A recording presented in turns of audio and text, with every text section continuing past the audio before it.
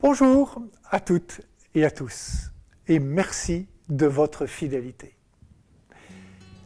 Même si nous sommes convaincus que la foi est l'adhésion humble, simple et confiante au Christ Jésus, il peut nous arriver, comme les pharisiens de l'Évangile, d'attendre un signe plus explicite, une manifestation un peu exceptionnelle, miraculeuse, un peu comme une preuve.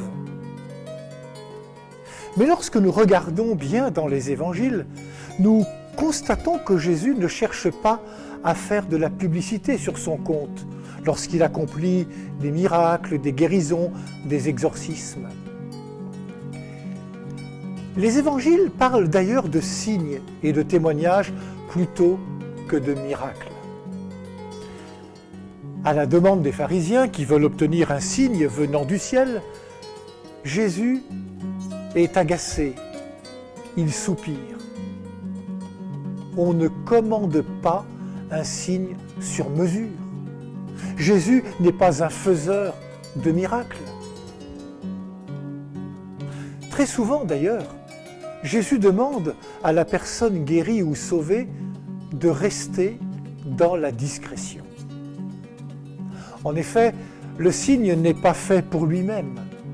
Il renvoie toujours à l'amour du Père que le Christ Jésus est venu nous révéler et vivre au milieu de nous par le témoignage de sa vie. Les pharisiens qui interrogent Jésus sont dans la même attitude que le Satan qui tentait Jésus au désert. Ils veulent mettre Jésus à l'épreuve. Donne-nous un signe venant du ciel. On entend par derrière les paroles du tentateur au désert « Fais que ces pierres deviennent des pains.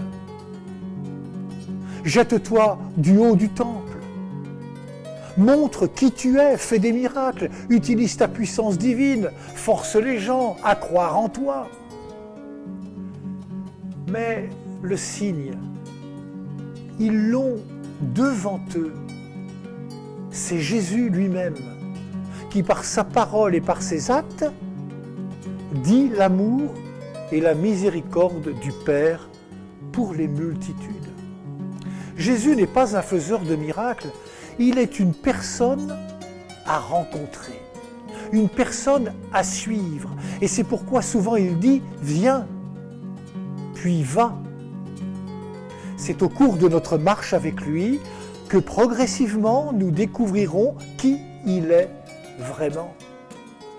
On n'enferme pas Dieu, on ne met pas la main sur lui, on s'ouvre à lui, car Dieu est plus grand que notre cœur. C'est pourquoi Jésus quitte les pharisiens, il remonte dans la barque et passe sur l'autre rive. Ils sont laissés à leur volonté de nuire. Ils sont incapables de voir que Jésus passe ses journées à nourrir, guérir, consoler toutes celles et ceux qui le croisent. Ils sont incapables de voir que Jésus n'a de cesse de signifier à l'humanité pauvre que Dieu est un Dieu de tendresse, de générosité et d'abondance. N'attendons pas des signes, mettons en lui notre confiance. Bonne journée à toutes et à tous et surtout, prenez bien soin de vous et des autres.